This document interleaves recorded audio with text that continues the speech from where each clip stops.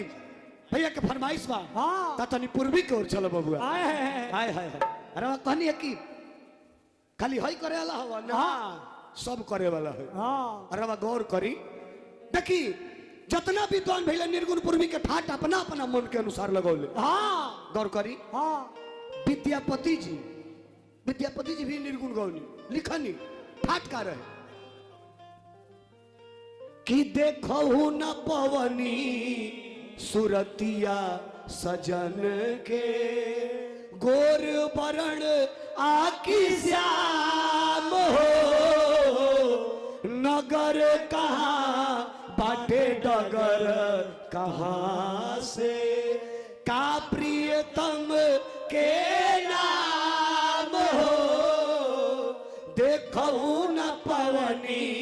सुरतिया सजन के तले भिखारी ठाकुर जी हाँ इहो का निर्गुण के ठाट लगाओ हाँ कि पिया कहले बाहर जाए आ कुछ दिन में लौटी के आई किया हो मोरे रामा सुकावा गलता सैया भागली राम सुनी महेंद्र बाबा हाँ गोपी लोग कहता का हो एक अरे सुहागिनी गोरो अरे दूसरे अरे जवानी रे जोरा तीसरे अरे कन्हैया जी के वियोग रे सुसुकी के धरती खो देली सुसुकी के महेंद्र मिश्र जी के निर्गुण हाँ हमने किया के हाँ हमने के ठाट एगो अलगे है हाँ आरा बक्सर बलिया के ई तरीके से कैसे? बाबा अरे पहले कवन बगैनी त पानी के पेठा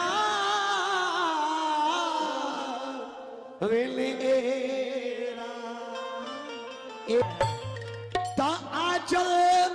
भीज गइल बा नैना के नीर से नीचे से तना जाने कवना अरे पीर से आचल भेज गइल बा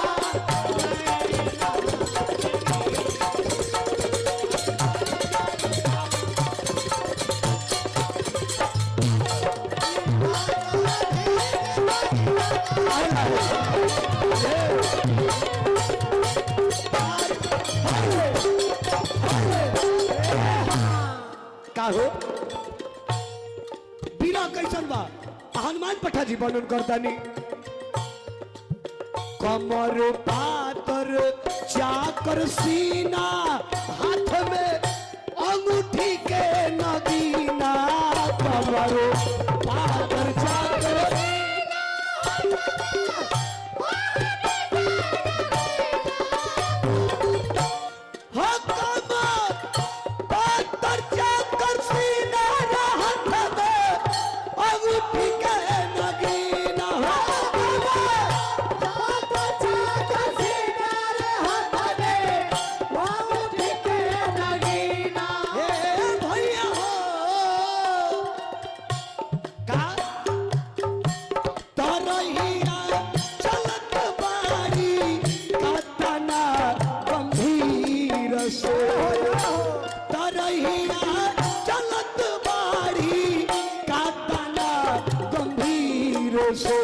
अनाजन कवना पीर से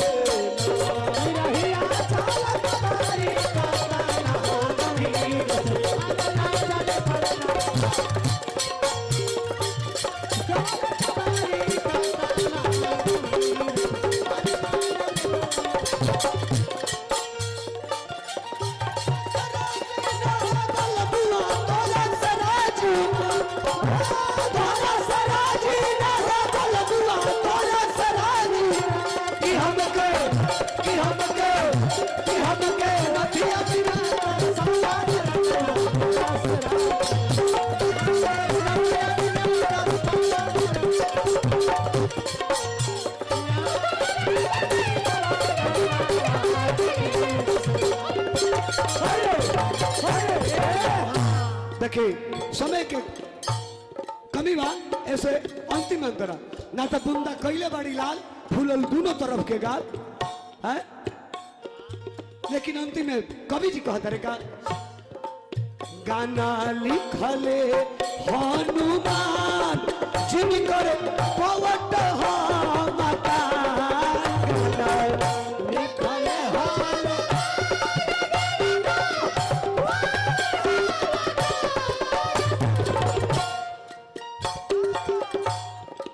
गाना लिखल हनुमान जिनकर पवट हो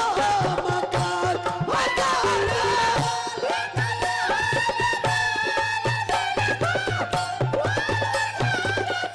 हे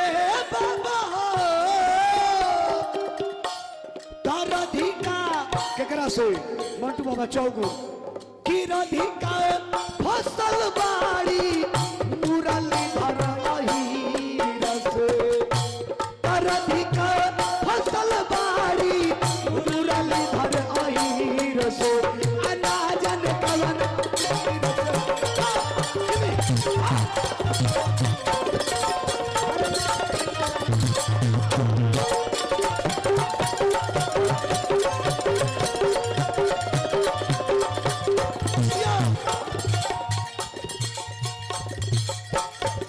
कभी कहा रे सखी रे कौनी गली गए श्याम कि कौनी गली गए श्याम रे हर श्याम रे हर श्याम रे सखी हो कौनी गली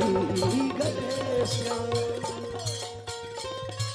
रंग महल में 10 दरवाजा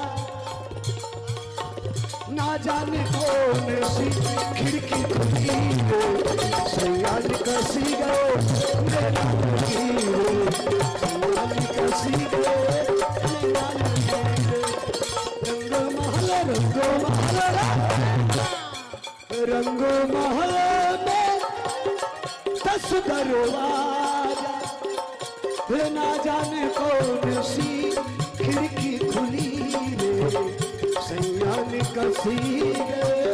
नैना लड़ी रे सयान कसी गए नैना लड़ी सयान कसी गए नैना लड़ी रे सयान कसी गए सयान कसी गए सयान कसी गए नैना लड़ी